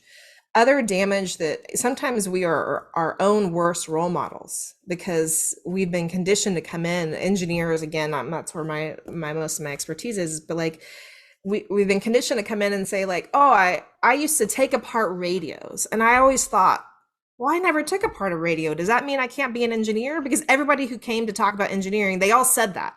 And I was like, well, I guess I'm not an engineer because I've never taken apart a radio. But it's talking about, not challenging those. It's about challenging those stereotypes. And I also want to empower you when you have speakers. If somebody says something that aligns with a stereotype, push on it right then and say, hey, thank you for sharing that. I want to also help my students understand that that could also be a stereotype and that there are more expansive ways of thinking about this. Like, your responsibility is to the students, not to whoever that professional is, right? And you can make nice and make friends with them after, and hopefully it'll teach them an opportunity to say, oh, wow, I didn't realize I may have been perpetuating a stereotype. You can get, if you don't have access to role models, there are some online programs where you have access to role models. I know the program that it used to be called NEPRIS, NEPRIS. It's now called Pathful Connect. So I volunteer for that. I think so, and I do it for free, but I think you have to maybe have a subscription to it. I don't know what it's like from the educator endpoint, but it's actually almost like it's a networking site where you come in and say, hey, I'm looking for a speaker on this topic. And then the people who work for that company, they help make connections. And so they'll contact me and say, hey, Megan, you know about engineering. Can you come talk to this class? And then I do, a free, session. So there are tools like that. There are also free versions of things like that you could look at. But if you're trying to get role models, other ways to get role models are to partner with people in your community. But again, don't be afraid to tell them what to say, what not to say. Any other questions from this conversation?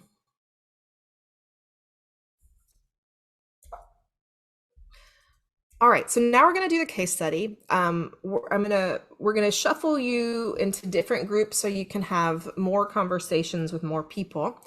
So Casey, if you can get things queued up to do groups of 3 or 4, you're going to read the case study on page 7. And then there are questions on page 8, and they're also here on the screen. It says for those of you in person, sorry, I should have deleted that. But the questions you have are, what root causes do you identify? So you're going to read this case study. And I've known, so that will help you in your conversations. But it's a story about Emma. And so you're going to figure out what root causes do you identify and what ways do the root causes overlap and intersect? How do those root causes affect participation, concentration, completion? You can describe Emma's STEM career journey. what are those stages influencing?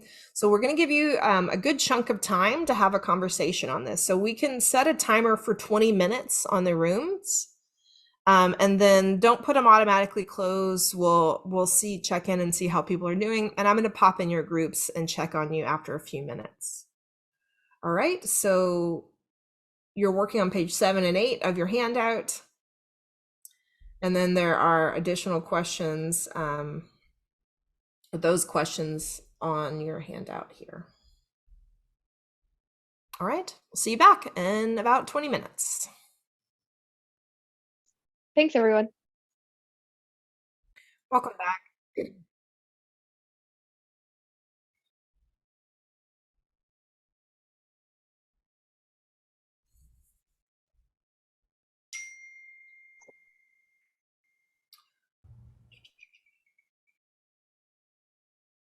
All right.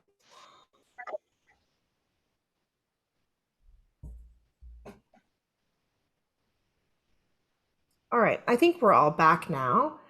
So what I want us to do is to do a little bit of a debrief here about the activity. Let me get my screen shared. What were some of the root causes that you identified? What were some of the root causes that you identified?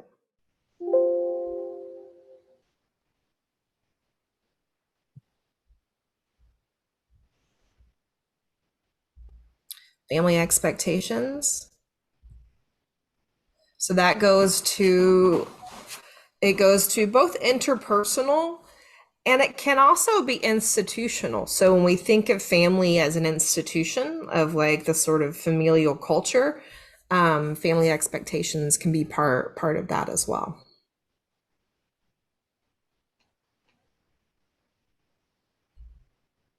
What else?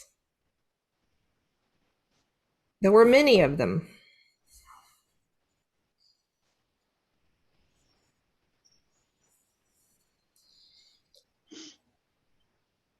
Excuse me.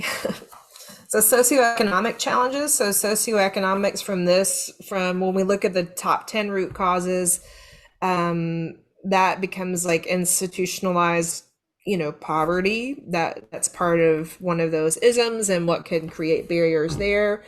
The other socioeconomic challenges that she had is like the school district that she came from versus the one that she went to. Those are institutional issues. The curriculums, the videos were male dominated. So that also goes to the curriculum, the curricular sort of media elements, the messaging, but also connects to interpersonal and the role models, because that's a choice that teachers make, right? It's a choice that they make to the videos that they show, and that can send a message through the classroom. Lack of student voice, not feeling of not fitting in with the rest of the class, that sort of belonging. The post-secondary policies, no extra time outside of work, timing availability, interpersonal feedback and support was lacking, both classmates and instructor. All right, good job. So let's look at the next question, which is maybe, in what ways did you, actually we'll skip this one. We're gonna go to this one. How might you address the root causes at all 4 levels of oppression? And so feel free to certainly unmute here. But I will tell you, I would be devastated if you all walk away focused on self-determination. I'll be devastated. Hear me, I'll be devastated. So we have to talk about all 4 levels. So in what ways can you address all 4 levels within your circle of influence? Feel free to unmute, chat, Slido, whatever works.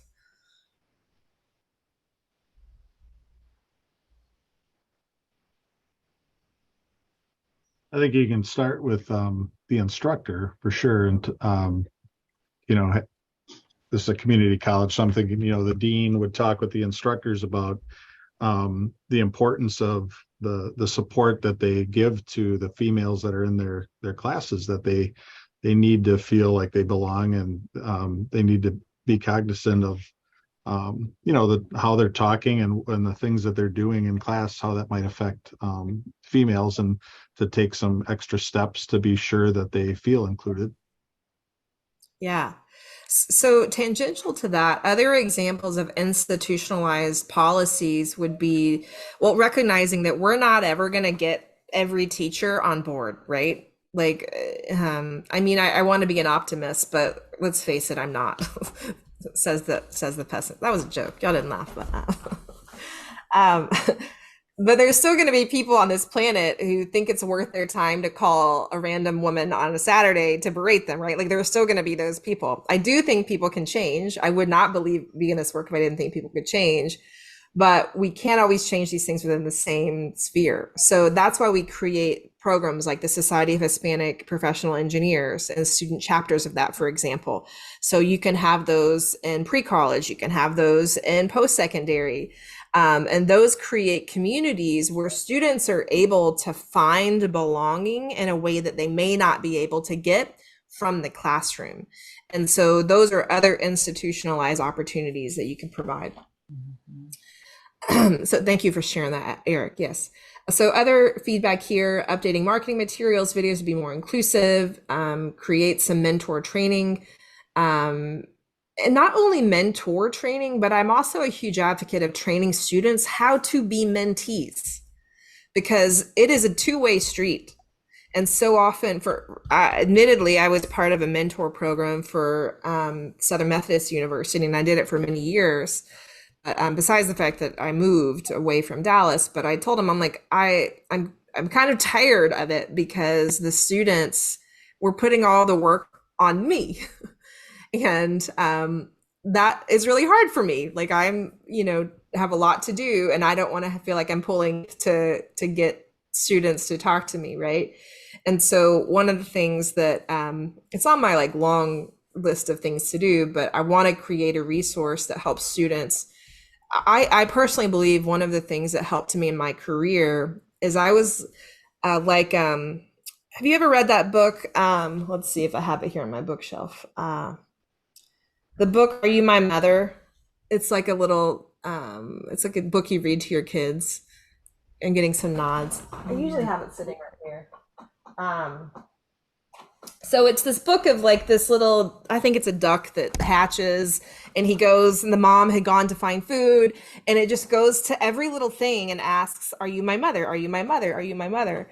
And so this was kind of how I was as soon as I left home. I was like, are you my mentor? I knew I was supposed to have mentors, but I didn't know what they look like or how to get one. So I just asked everyone to be my mentor.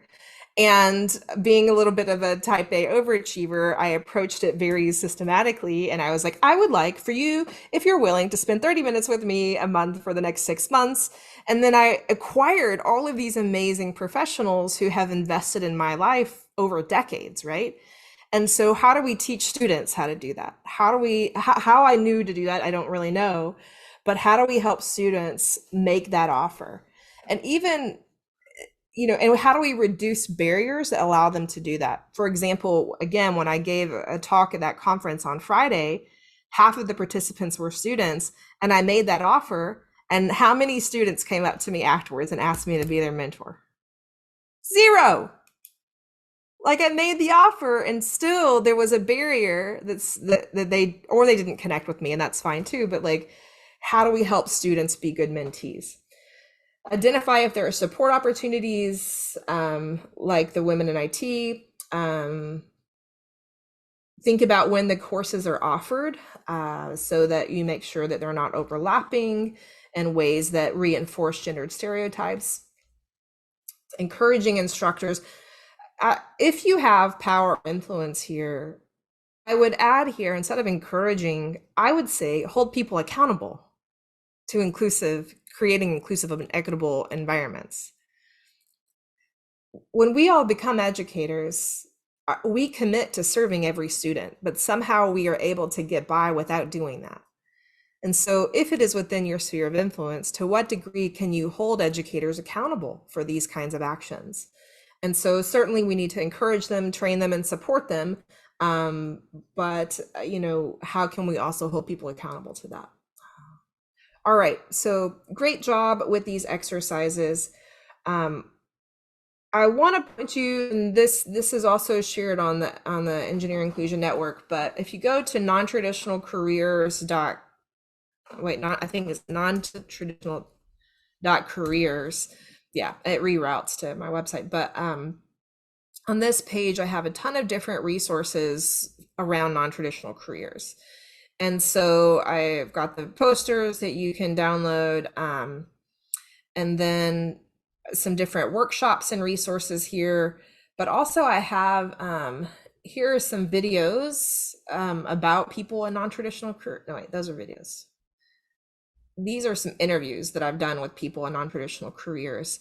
And so you can have students look at these. Again, I've got a couple of engineers, a nurse, a firefighter, another engineer, another nurse down here. And so these are videos that you can have students look at. And I did all of the interviews except this one. A friend of mine interviewed me for her podcast. But again, there are lots of ways to bring role models in. They don't always have to be live. So I want to talk about sort of what's next and point you back to the network. So I'm on the network, I'm clicking the overview here, that's bringing us to the syllabus. So where we are in the syllabus, we are here on week 5. For the next couple of weeks on the learning management system, we're going to dig a little bit deeper into some topics. So we're going to focus next week on culture and climate. The week after that, it's going to be the focus on self-efficacy. And so, but I'll go ahead, even though we're not quite to that week, I'm going to go ahead and provide the access to the bias and the self-efficacy course. So if you wanted to kind of get ahead of that. And one of the groups I was in, I can't remember who it was that said it was like, so what's next, right? So what's next is, so meaning like, what do we do? What I want you to think on over the next few weeks is to think about what are some of the root causes and barriers that are at play. If you have data, so for example, Aaron shared that he has this survey that he did with students. How can you go back and look at that data that you already have and see to what degree it's connecting to some of those root causes? And so when we come to next month, we're going to talk about doing root cause analyses. But what I want us to think of now is we're still looking at data. Some of you are still kind of getting that organized. Then we're going to make some hypotheses about what root causes we think are at play. Then we're going to prepare to do some kind of test or analysis of those hypotheses. And then that leads us to the final of now let's create a strategic targeted intervention that's designed to meet the root causes that we've identified. And so that's kind of the roadmap of where we're going. I want to encourage you to kind of stay as caught up as you can on the learning management system. And admittedly, you all are doing a really great job statistically, the proportion of you that are. And so I'm grateful for that. And so we'll get ready for the next one a month from now that's going to be on root cause analyses. But again, we're still looking at the data. We're finding all of the nuances of what we're learning. You have opportunities to schedule time with me. You have, I think Jessie is still offering for you to schedule time with her. And so, reach out. I will tell you, I'm gonna put on my teacher voice here. I scheduled a meeting for all of us to talk about data analysis and nobody showed up. So I want you to take advantage of opportunities. You can always schedule time with me. The link to drop time on my calendar is right here on the network. It's really easy. Just click this big button and it will take you to my website and you can find a time that works for you. So you're going to do a virtual call, pick what time you want, and we'll get that scheduled. So back to the end of the day here, I want us to think about and kind of seal in what we've learned. You have in your packet on the PDF, let's see, where did it go? The very last page is the reflection sheet. So you can use this if you want to, but I want you to think about what are 3 things that you've learned today, 2 things that you would like to do differently, and 1 immediate action item. And then get ready to share that here in a moment. So do a little bit of reflection, we'll report out, and then we'll be finished for the day.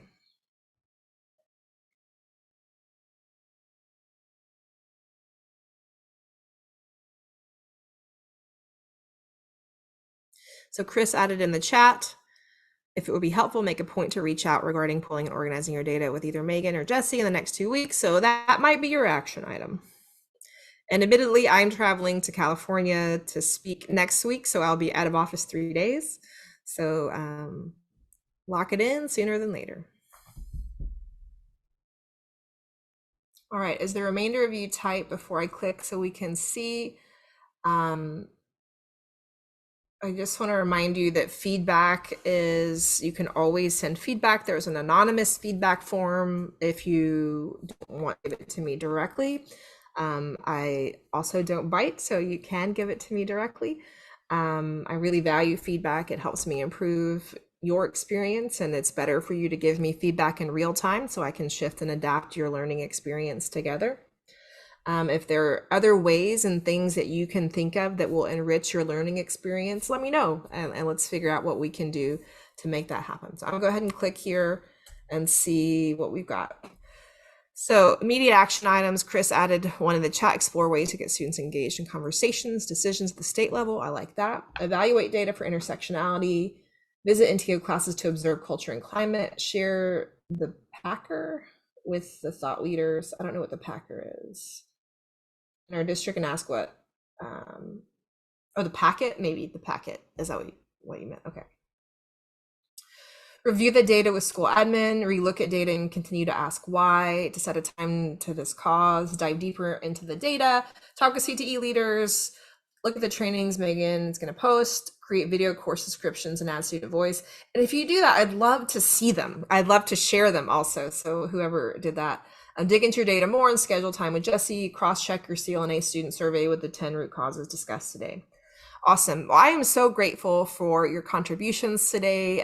If you have any questions, I'll stick around for the last few minutes. Otherwise, I will gift you the last few minutes as you prepare for your lunch hour. Again, always welcome feedback. You can go to engineerinclusion.com/thanks or give me feedback in any other kind of way. Any questions before you go on what's next? Chris, anything you want to add to the group?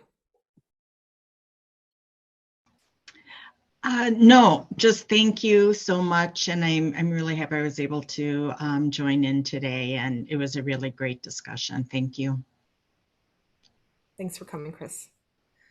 All right. If you have anything else, if you don't have anything else, then I'll see you on the network. Otherwise, we'll connect in a month from now. Thank y'all. Have a great day. Thanks, everyone. Happy spring break if you haven't had one yet. Thank you.